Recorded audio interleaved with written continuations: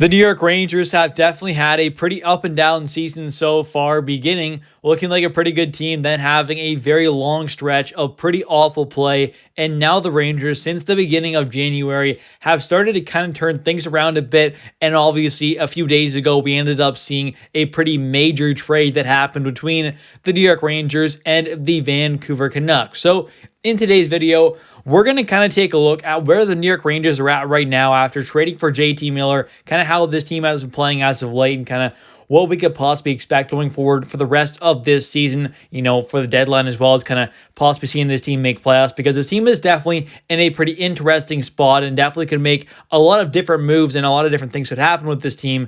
So we're going to take a look at some of those possibilities in today's video. So let's get right into it here and start off by taking a look at the wild card standings in the Eastern Conference. And first off, the Rangers are not terribly far back, but they definitely are still a decent ways back of a wildcard spot, as the two teams right now in that first and second spot are the Detroit Red Wings and the Columbus Blue Jackets, who both have 53 games played, 59 points. And the Rangers are currently in sixth place in the wildcard race behind quite a few teams. There are three teams in between them and those two actual wildcard spots, but the Rangers have one game in hand on Detroit and Columbus with 52 games played, but only 54 points. So the Rangers 5 points back, but do have one game in hand, but also have three teams in between, themselves and those two spots. So it's not going to be easy. The Rangers are definitely still competing with, six or seven or so kind of teams right now in the Eastern Conference for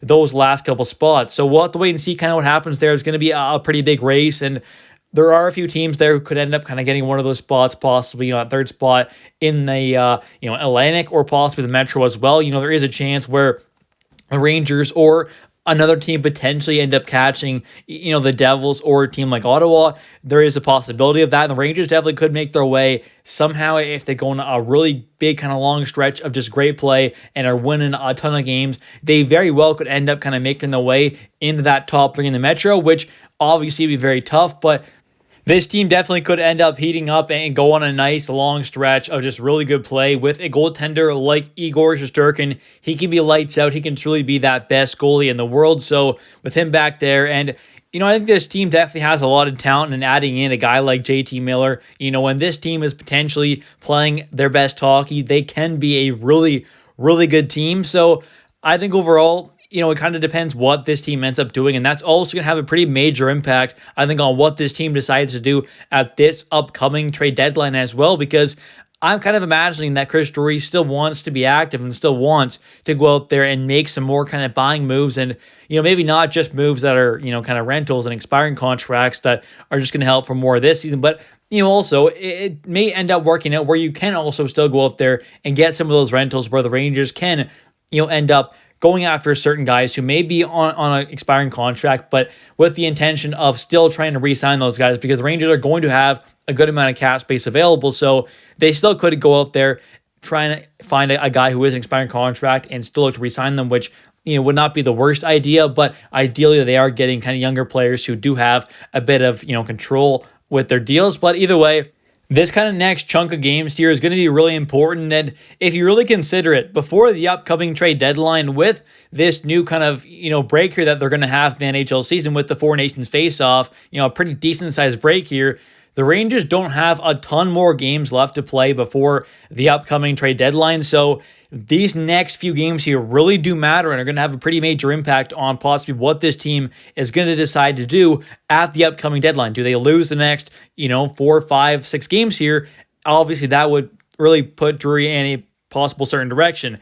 But with Chris Drury already making this pretty big kind of buying move with JT Miller, and I don't think JT Miller, the sense of kind of trading for him was just about kind of making the team better for right now, just for this season. I think it also is a big kind of move for the future as well. And some people may say I'm wrong with that because of, the age of JT Miller, but I do think the Rangers are really trying to go in a different direction possibly, which I think is definitely needed. I mean, guys like Kreider especially, he has been a phenomenal player in his time with this New York Rangers team and franchise. He has a lot of records. He's up there in so many of the record books for the New York Rangers franchise, in goals, points, power play stuff. I mean, he is up there in so many different records, and I would love to see him stick around for the rest of his entire NHL career and be a New York Ranger. I'd be more than happy with that, but I think we obviously have to kind of be realistic here and kind of say that he is not, that big kind of, top line 40 plus kind of goal guy, season in, season out, putting up a ton of points there, being that kind of a guy,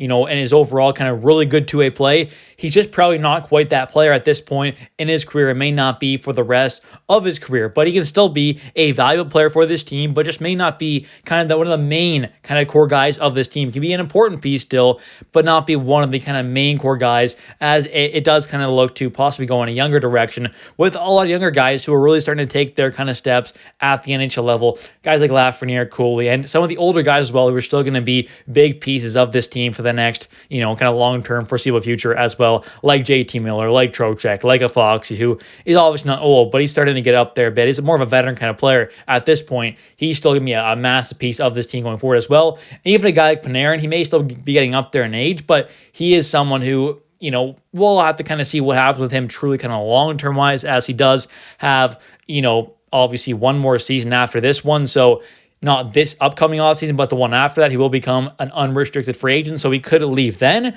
but I still think he's a guy who can be a valuable player for this team. But obviously the main kind of core group of guys is going in a different direction with a bit of a younger kind of cast of players.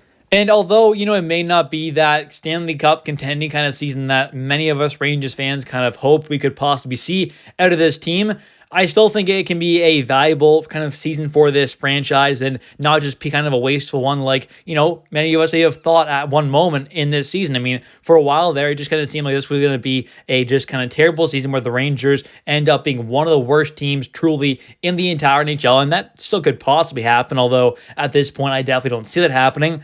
I just think this Rangers team has a chance to, after making this JT Miller trade, make some more moves to put this team in a kind of good direction going forward into the future, not waste a bunch of their assets, use them wisely, and maybe if they are going to be buying moves, have guys who you're going to be buying that are kind of more pieces for the future as well, which I definitely think should be the kind of overall target for this team at this upcoming deadline, which, buying moves is not a bad thing at all, but don't just get guys who you expect to be here for just kind of the rest of maybe this season in the playoff run. Also have them in mind for possibly the future as well, which I definitely think is the right decision for a team who is obviously not kind of one piece away. And that is kind of the main thing as well, is after making this JT Miller trade, the Rangers are not a true kind of cup contender. They're definitely not fixed yet. I think JT is a really good player, a superstar caliber guy, and definitely brings a lot of what this New York Rangers team needed. A kind of pain in the butt player to play against there, a physical force, plays center and wing there, plays a good two-way game, can kill penalties, be on the power play, elite offensive threat. I mean, he's just an all-around really great player. So I think he's going to be a really good fit on this team. His contract is not bad at all, especially with the cap skyrocketing up. So I think overall, he's going to be a good player, but this Rangers team still needs to make quite a few more moves to really get back towards being a truly elite Stanley Cup contender. Anyways, thank you all so much for watching this video. If you have enjoyed and you definitely want to see more New York Rangers content daily, definitely hit that like and subscribe button. And also, don't forget to comment down below your thoughts on this video in the comment section down below. Thanks for watching. I'll catch you next one. Let's go Rangers.